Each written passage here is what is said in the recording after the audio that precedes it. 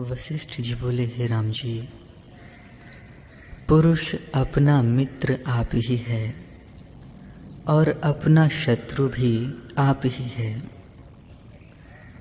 जब सत्य मार्ग में विचरता है और अपना उद्धार करता है, तब पुरुष प्रयत्न से आप ही अपना मित्र होता है। और जब सत्य मार्ग में नहीं विचरता और प्रयत्न करके अपना उद्धार नहीं करता, वह जन्म मरण रूप संसार में अपने को डालता है। वह अपना आप ही शत्रु है। जो यत्न करके अपना उद्धार करता है, वह अपने ऊपर दया करता है। जो इंद्रियों के विषय रूपी कीचड़ में गिरा हुआ है और अपने ऊपर दया नहीं करता, वह महा अज्ञान तम को प्राप्त होता है। जो पुरुष इंद्रियों को जीतकर आत्म पद में स्थित नहीं होता, उसको शांति नहीं मिलती। जब बाल्य अवस्था होती है, तब शून्य बुद्धि होती है।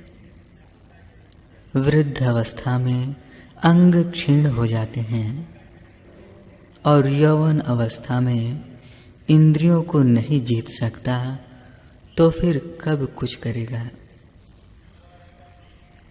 जो तिर्यक आदि योनियां हैं, वे मृतकवत हैं। यत्न करने का समय यौवन अवस्था है। इससे यौवन अवस्था में ही कुछ यत्न हो सकता है। जो इस अवस्था में लंपट रहा, वह महा अनिष्ट नरक को प्राप्त होगा। हे राम जी, विषयों से प्रसन्न न होना।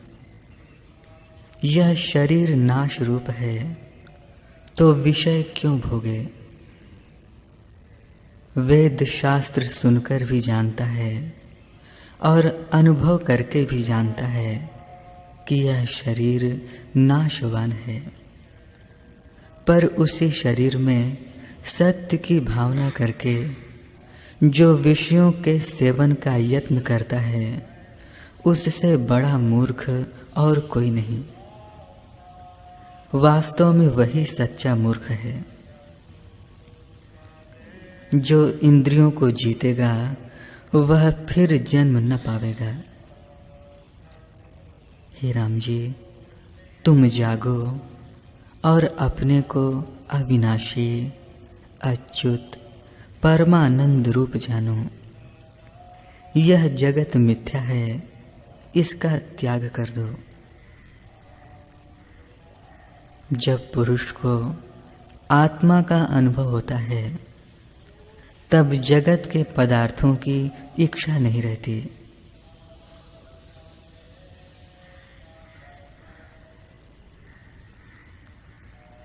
जैसे स्वप्न में किसी को मणि प्राप्त होती है, तो वह प्रीति करके उसको रखता है, पर जब जागता है तब उससे भ्रम जानकर उसकी इच्छा नहीं करता। वैसे ही जब जीव आत्म पद में जागेगा, तब जगत के पदार्थों की इच्छा न करेगा।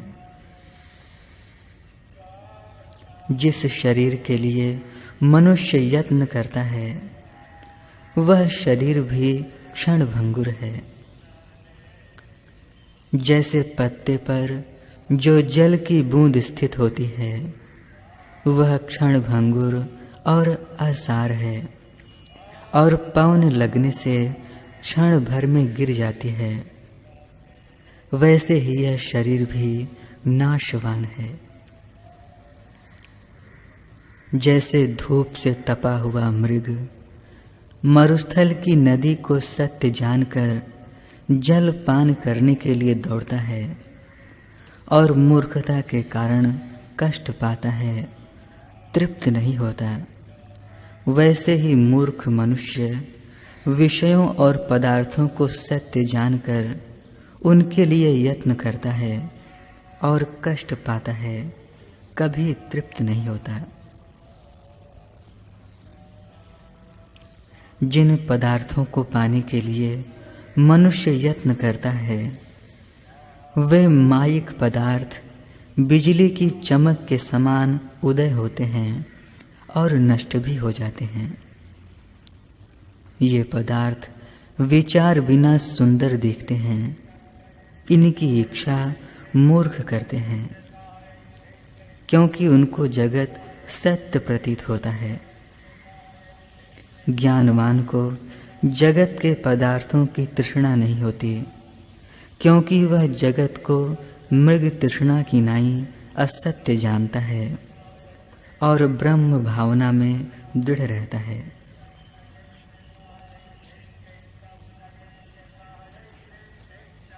हे राम जी, मन सहित इन इंद्रियों को वश करो और युक्ति से तत्परायण और अंतर्मुख बनो। जो किसी पदार्थ को पाकर सुख मानते हैं, वे मूढ़ हैं।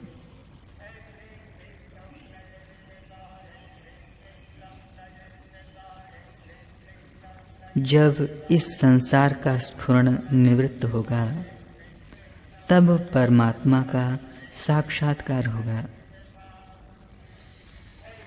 संसार का आदि परम तत्व है और अंत भी वही है।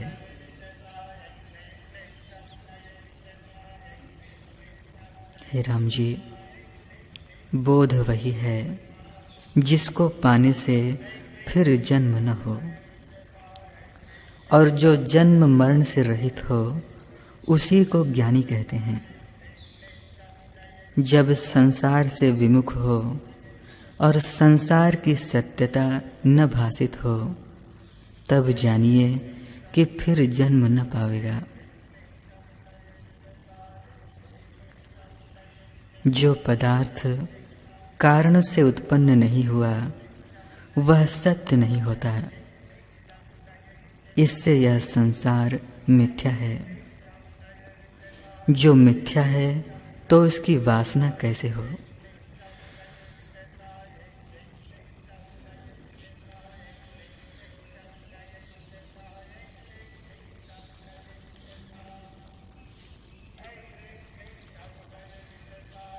जिनके हृदय में वासना है, वे इस वासना रूपी रस्सी से बंधे हुए हैं।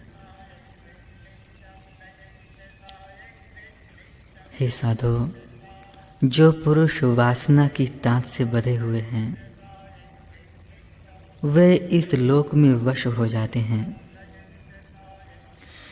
और जो बुद्धिमान पुरुष निर्वासनिक हैं, जिनकी सर्वत्र असंसक्त बुद्धि है, वे बंधनवान नहीं होते। जब तक आत्म तत्व से भिन्न त्रिलोकी में कुछ भी सत भासता है, तब तक संसार की भावना से जीव बंधा रहता है।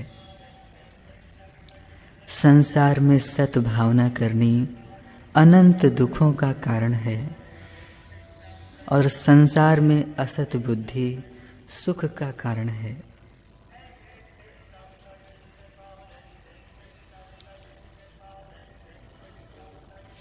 जो वासना रूपी तांते से बंधे हुए हैं, वह अनेक जन्म दुख पावेंगे। जैसे सिंह जंजीर से पीड़े में बंधा है, तो उसका बल और बड़ाई किसी काम नहीं आती, तैसे ही जो तृष्णा से बंधा है सो तुच्छ है।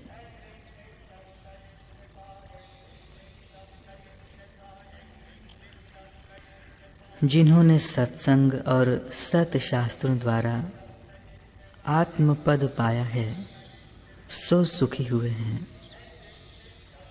फिर उनको दुख नहीं लगा, क्योंकि दुख देहाभिमान से होता है। जिस पुरुष ने सत्संग और सतशास्त्र के वचन द्वारा आत्मपद को पाया है, वह आनंदित हुआ है। उसको भीतर बाहर सब जगत आनंद रूप भासता है। जिसने सत्संग और सत शास्त्रों का विचार त्यागा है और संसार के सम्मुख हुआ है, उसको अनर्थ रूप यह संसार दुख देता है। कोई सर्प के दंश से दुखी होते हैं, कोई शस्त्र से घायल होते हैं, कितने अग्नि में पड़े किनाई जलते हैं, कितने रस्सी के साथ बंधे होते हैं और कितने अंधकूप में गिर के कष्ट पाते हैं। जिन पुरुषों ने सत्संग और सत्शास्त्रों द्वारा आत्मपद को नहीं पाया, उनको नरक रूपी अग्नि में जलना, चक्की में पीसा जाना, पाषाण की वर्षा से चूर्ण होना, कोल्हू में पेरा जाना और शस्त्र से काटा जाना इत्यादि जो बड़े बड़े कष्ट हैं प्राप्त होते हैं। हे राम जी, ऐसा दुख कोई नहीं जो इस जीव को प्राप्त नहीं होता। आत्मा के प्रमाद से सब दुख होते हैं। जिन पदार्थों को यह रमणीय जानता है, सो चक्र किनाई चंचल हैं, कभी स्थिर नहीं रहते। सत मार्ग को त्याग कर जो इनकी इच्छा करते हैं, सो महा दुख को प्राप्त होते हैं। उनका दुख इसलिए नष्ट नहीं होता कि वह ज्ञान के निमित्त पुरुषार्थ नहीं करते। जो पुरुष संसार को निरस जानकर पुरुषार्थ की ओर दृढ़ हुआ है, उसको आत्मपद की प्राप्ति होती है। जिस पुरुष को आत्मपद की प्राप्ति हुई है, उसको फिर दुख नहीं होता।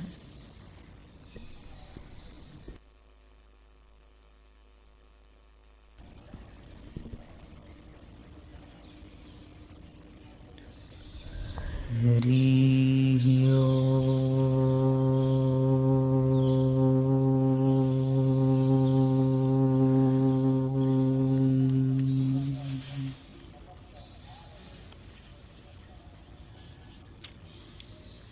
शांति का मार्ग दिखाने वाले सद्गुरु देव के प्रति शिष्य को सदैव कृतज्ञ रहना चाहिए।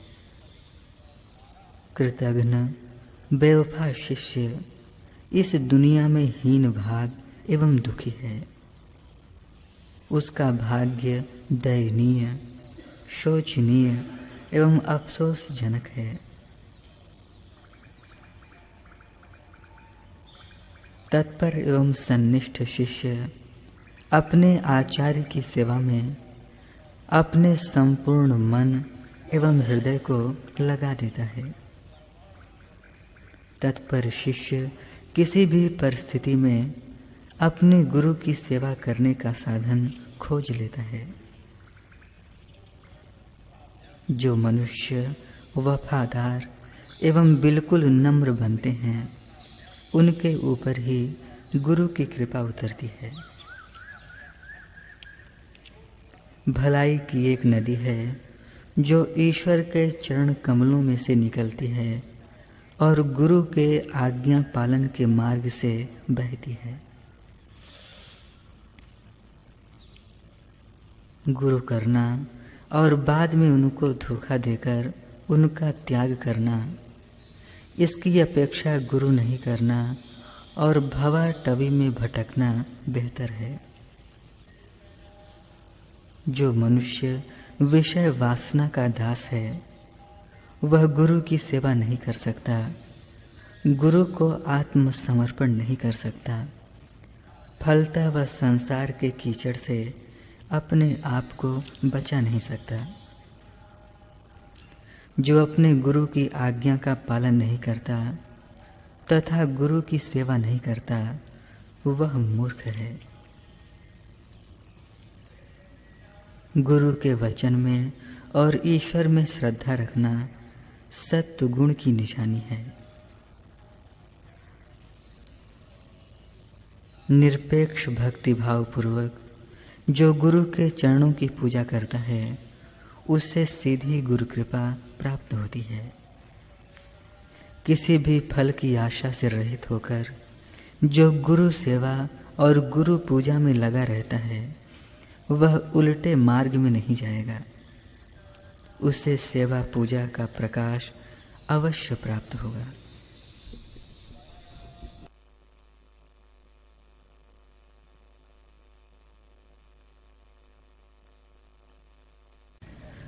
वशिष्ठ जी बोले, हे राम जी, पुरुष अपना मित्र आप ही है और अपना शत्रु भी आप ही है। जब सत्य मार्ग में विचरता है और अपना उद्धार करता है तब पुरुष प्रयत्न से आप ही अपना